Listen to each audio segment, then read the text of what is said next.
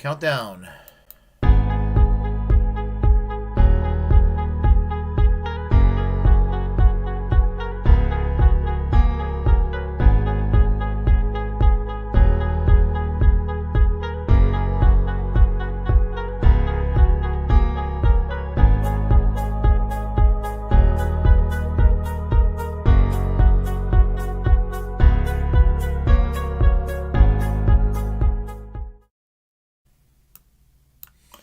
Yes, I am going to talk about Tulsi Gabbard. Again. And, I mean, is she trying to. Is she seriously just trying to troll people that were her one time allies on the left? Those that were on the left that were her allies? Because that's basically what she's doing. She's basically telling the left, those on the left that actually did defend her to fuck off. That's basically what she's doing. And little did I know that a year ago that I'll be talking so much smack against her, but she's deserving of talking smack against. Hold on a second. If I don't do this, I'll forget to do it. So, give me a moment here. Tulsi Gabbard. I'll go with the brief history for any newcomers that are interested in knowing where I stand when it comes to Tulsi Gabbard. And in 2012, she got elected to the U.S. House of Representatives from the 2nd District of Hawaii. And she was propped up by the Democratic establishment as the future of the Democratic Party, heir apparent to Obama, or heir apparent to Hillary Clinton, or heir apparent to either Barack Obama or Hillary Clinton. That's how she was seen. They were grooming her for the presidency in many ways. She's a veteran. She's a woman of color. The whole diversity ideal that the Democrats brag about was pretty much her as an embodiment.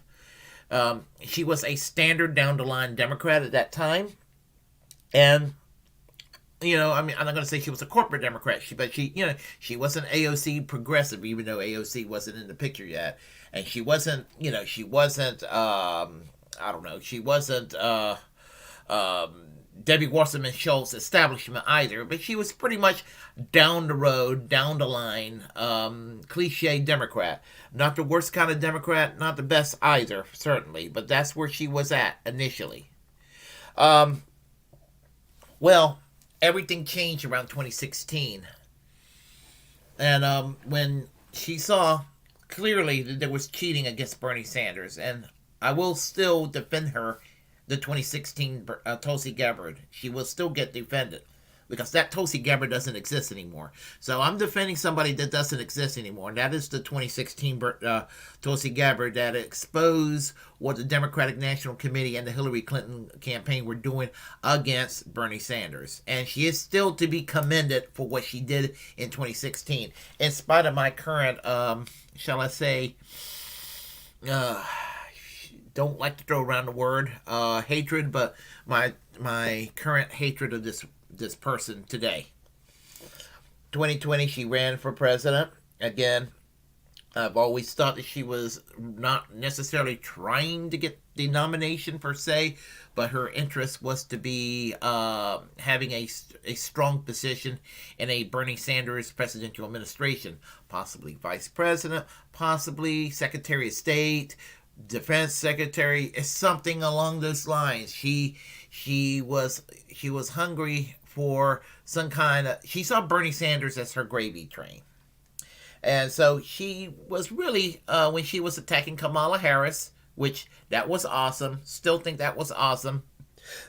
When she was attacking her, attacking Paul Ryan. I mean, not Paul. Tim Ryan. Two different Ryans. Pete Buttigieg and all of these folks in the primaries. She was being totally base at that point. She had right wing appeal. The fact that she was she's a military woman, and she talked in very patriotic language. In some ways, I thought the patriotic language was a bit corny, but she did talk in that kind of language. And she was getting, whereas the establishment Democrats and some lefties were attacking her, and she was getting attacked. On the other hand, she was getting a little bit of a fan base from more libertarian leaning, I would say libertarian leaning Trump supporters and some libertarians too. Like, for example, Ron Paul endorsed her for president, which was, that's kind of interesting considering she was a campaign surrogate for Bernie Sanders in 2016. But at that time, one could argue when AOC was at her better position in the early days of Congress, I could have easily said Tulsi Gabbard was essentially a grown-up AOC. That's how I sort of looked at Tulsi Gabbard. In fact, I could remember quite fondly saying, well, Tulsi Gabbard and Alexandria Ocasio-Cortez are my favorite members of Congress. Now I'm glad there's no more Tulsi Gabbard in Congress. Hope she never comes back. And,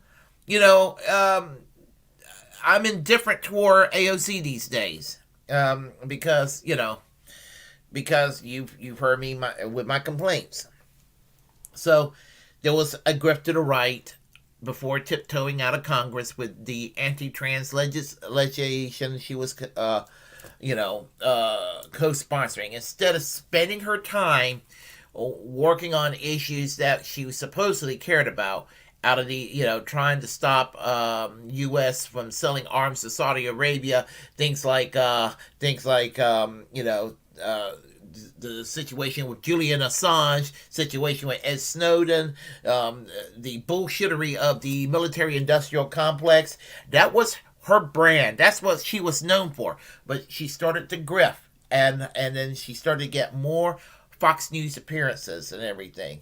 And then the actual grift, when I basically say she's basically the new Dave Rubin, but smarter. Because Dave Rubin is dumb as a box of rocks. When Biden did the right thing and pulled the troops out of Afghanistan, you would think that Tulsi Gabbard would have praised her for doing that. You know who praised Biden for pulling out of Afghanistan? Ron Paul praised Joe Biden for pulling out of Afghanistan. That's maybe not surprising with Ron Paul. Ron Paul doesn't sit there and play party line, and he's nonpartisan. I have a problem with his economics, his economic libertarianism.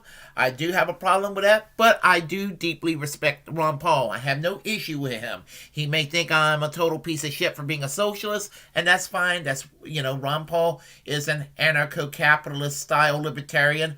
I get it. I have no issues with him in that regard. I'd still respect the man. But here's the thing.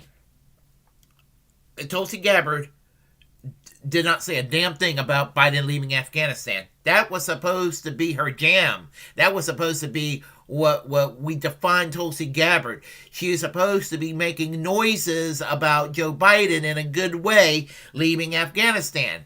You know who made a lot of positive noise about Joe Biden? Ann fucking Coulter. Ann Coulter.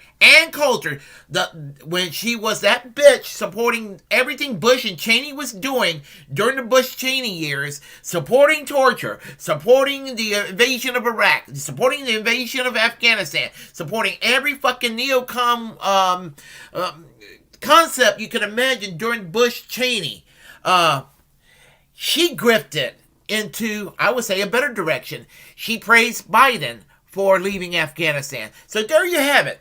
Tulsi Gabbard is supposed to be praising Biden for leaving Afghanistan, and in a normal world, Ann Coulter is supposed to be like, fuck Joe Biden for leaving Afghanistan. But no. Tulsi Gabbard is now starting to sound like Liz Cheney, and all of a sudden, Ann Coulter is now a voice of reason. When it comes to Middle East politics, what the fuck is going on here? Really? You think about it. And then she goes on, as I said, she goes on Fox News.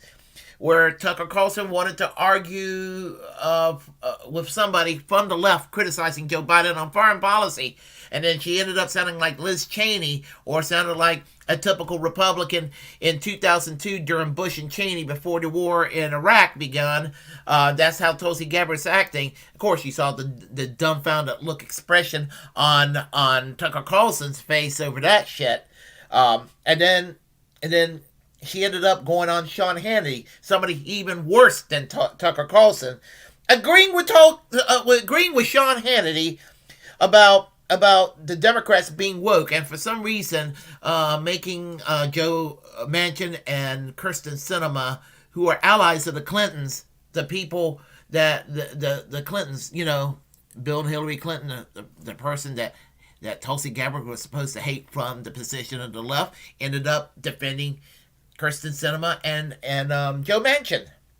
And then basically agreeing with Sean Hannity on how terrible the Democrats are. Yeah, it's true. Democrats are terrible, but not for the reason Sean Hannity think they're terrible. And these days, not for the reason that Tulsi Gabbard thinks that Democrats are terrible. Because her reason for thinking the Democrats are terrible is for the same reason that Sean Hannity thinks the Democrats are terrible.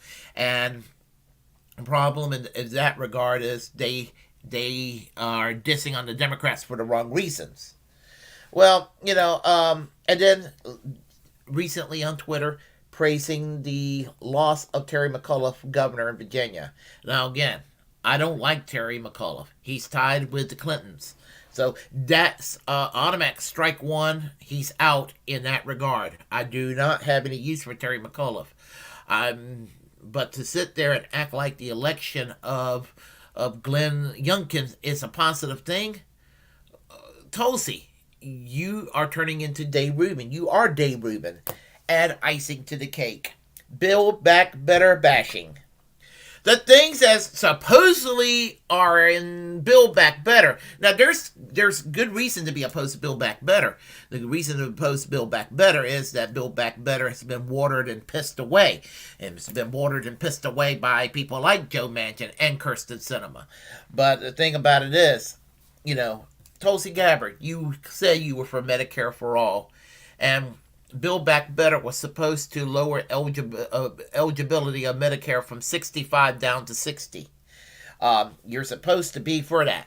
You claim to be for pre-college, but you are against a bill that's supposedly supposed to make community college tuition free. You claim to be for climate change legislation last year. All of a sudden, you think that climate change legislation is too much government, and things like parental leave or what have you. What the fuck happened? I mean, and then I get criticism from some conservatives to be like, no, she's awesome because she's a good Democrat. A Democrat behaving like Joe Lieberman back during the days of Bush Cheney, a Democrat that's behaving like Joe Manchin or Kirsten Sinema today, it's not a good Democrat. Those kind of Democrats are shitty Democrats. Sure, hardcore partisans like Nancy Pelosi's terrible. So is Chuck Schumer. So are most elected Democrats. They're terrible. But they're not terrible for the reason Tulsi Gabbard is suddenly deciding they're terrible. They're terrible because for the same reason that Tulsi Gabbard as a Democrat is terrible. The difference is that Tulsi Gabbard is now flirting with the Republican Party. Now, I can have a little bit of pity for the bad treatment. I do acknowledge she had bad treatment from the Democratic Party. Mostly the corporate Democrats that she's somehow still defending, kind of. But those people, she's kind of like them at this point, but she's flirting with the Republican Party. And what is she's doing? I realize all along she's been a grifter. She's been an opportunist. She's a smart lady. She's an attractive lady. If she would just be patient in what she wants in life, she will get it. And the right's going to go and prop her up. And they're going to prop her up and say, "Oh, you go and criticize this woman. You're a misogynist, and you're a misogynist, and you got something against a female of color or what have you." And no, that's not it. At one time, I'll put it this way: in 2019, 2020, if Bernie Sanders wasn't running back then, and I'm ashamed to say this now, if he didn't run in 2020, I would have backed Tulsi Gabbard. And that's where I'm pissed off because she lied to me. She lied to me. We never met. She doesn't know who I am. That's fine. I don't, and at this point, I don't care to know who Tulsi Gabbard is personally. But the thing is, she lied. She just didn't lie to me. She lied to Jimmy Dore. She lied to Nico House. She lied to Craig Pastor and Fiorella Isabel. She lied to Michael Tracy. She even lied to Kyle Kalinske, Crystal Ball. She lied to a lot of left-wing allies who were either overtly behind her or have sympathies for her. She lied to these people. And for that reason, and I know hate's a strong word, but I despise Tulsi Gabbard in the year 2021. In November, what's today's date? November 17th? Yeah, I despise her. November 17th, 2021. I really do at this point. And it just horrifies me that how she kind of deceived everyone. So hold on, let me get myself back here again. And anyway, I'm about ready to leave right now, but I want to give a shout out to Invalid.org. How are you doing? I guess you heard what I said. I saw your video this morning when I got home from work. Saw it, and I agree with what you just said because I am noticing these days that people who are truly on the left are being called right wingers. And, I might not be the most radical leftist around, but, I know what it would take to get things done.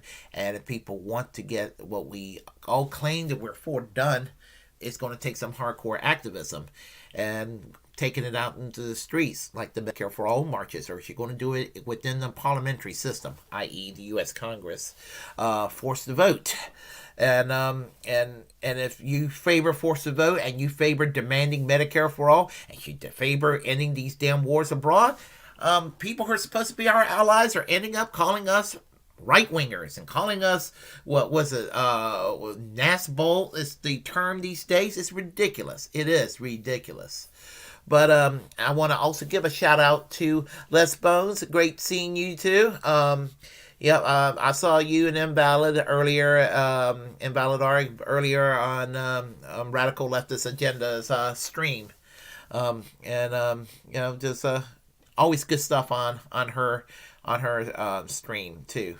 The whole Jackson Hinkle Raviana drama going on and everything like that. So, with all this right-wing bashing, of people who are on the true left, I'm fearful that who's going to be next on the chopping blocks. As I said, they went after Jimmy Dore, and they went after Nicholas Cruz from Fred Hampton leftists. I've heard people even accusing him of that. They accuse Craig Pasta Jardula and Fiorella Isabel.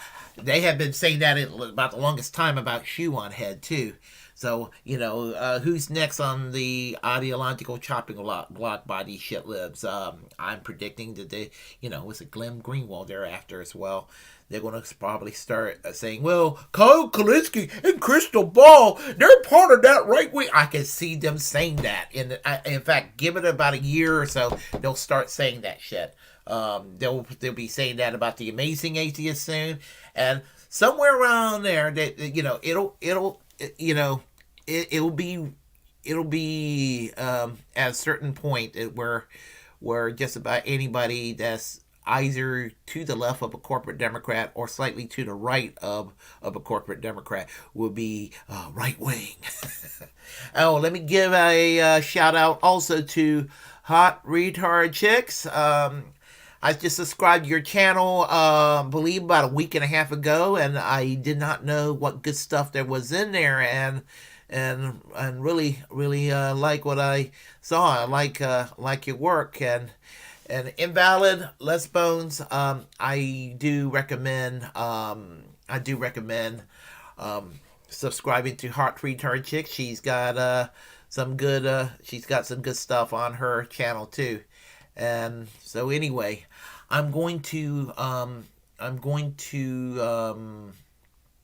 part ways right now with a little bit of music. So let's do this real quick.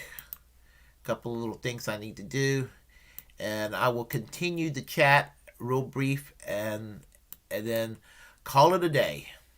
Give me a moment here. All right. Let's do this. Here we go.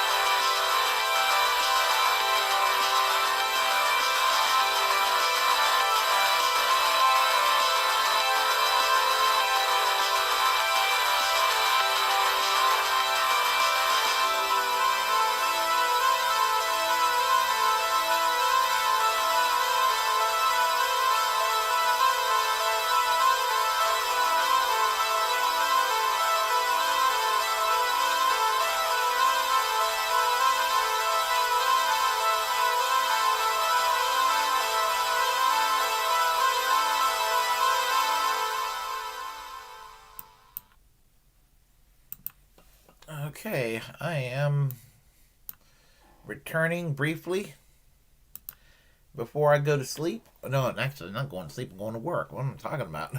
I'm thinking it's morning time when I usually do my program. Yes, that was the name of the group was Three Links Chain, and Die Historic is the name of the song. Is I guess it's a way of promoting them. That's royalty free music. So if any of y'all do any commentaries on your channel and you want to add music, you can find copyright free music where you can use it for your own means. Just give them credit at the end in the description box below. That's what I do to keep my legal nose clean. And anyway, I am about ready to get out of here. So I enjoy talking to each and every one of you. And hopefully, maybe I'll do one in the morning tomorrow morning. So take care. I am signing off right now. Good night.